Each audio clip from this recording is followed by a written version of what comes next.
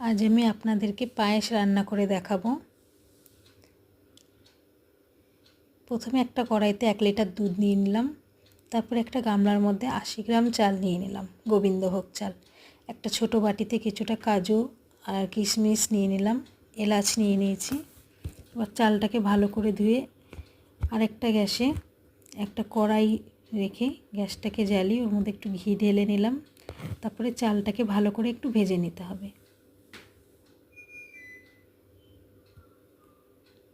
কাজু কিশমিশটা জলে ভিজিয়ে রাখলাম। দুধের কড়াইতে তেজপাতা আর এলাচটা দিয়ে দিলাম।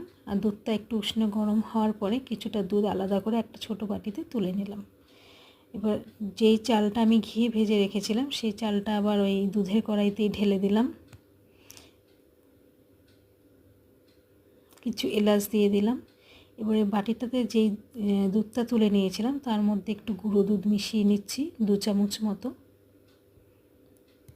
তারপরে কড়াইয়ের দুধে ঢেলে দিলাম চাল যেটাতে মেশানো আছে।